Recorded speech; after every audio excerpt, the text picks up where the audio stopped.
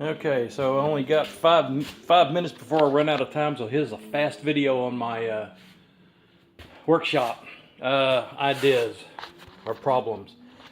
Table saw I built in, and I got underneath it, I've got storage, and I've got a door that I can open up and get the sawdust out of, so that may be something that you may want to look into putting in. It's just a drop down, but I also got a vacuum system built in into the system with PVC pipe, 3-inch PVC pipe. It's got outlets wherever I need to. Sorry about the jerky motion. So that I can put a vacuum here on about anywhere I need for all the tools to collect the sawdust. It works pretty good, real good actually. It's got it snaking through the workshop PVC pipe, man. And then goes through the wall over here. I've got 2 traps. These, you can buy these at the workshop place for about $7 each. So you can cut off and on part of it. Anyway, that's how I did the chop saw. This is the height that I made so that the 2x4 to sit right across there. Easy to do. Pegboard just trimmed out, put it where I wanted.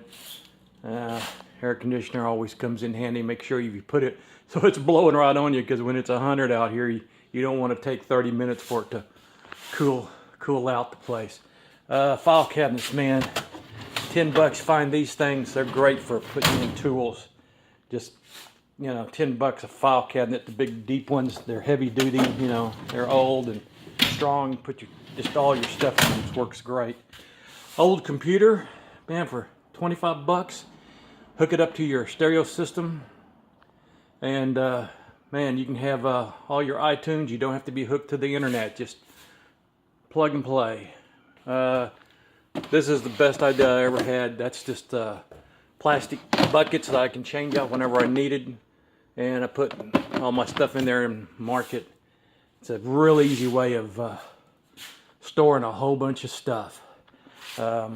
Just, everywhere you need to put storage, that's how I did it.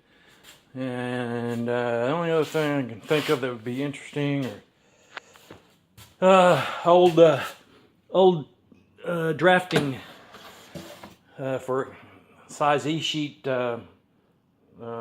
drafting sheets, schematics. Man, works perfect for your tools. It's about 2 inches tall on each height, and you just start shoving all your tools in here. Man, it works great. But an easy way of doing all of your tools and everything.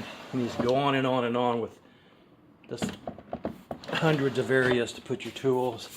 In here I did this an idea for tools, those little things. They started collecting dust, so I started putting them in the drawers.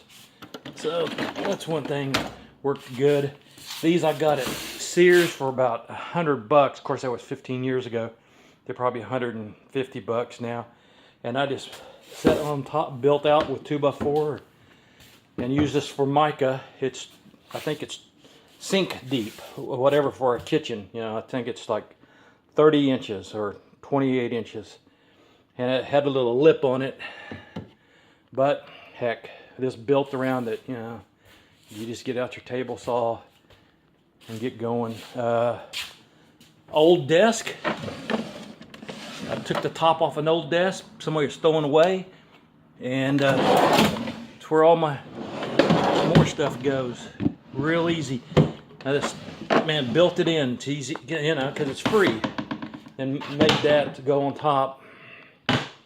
Here's my little work. That's how to keep that. That's my bamboo for my table saw built in, and I put that on there so I can keep it from getting all scratched up, which it still does. I made this little thing so I can slide it in front of me, and that makes it a lot easier also for all your tools. Anyway, about to run out of room. Rolled around on my saw, bandsaw, planer, same thing, roll around. Everything's rolled around. Make it easy. That's about it. I'm out of time.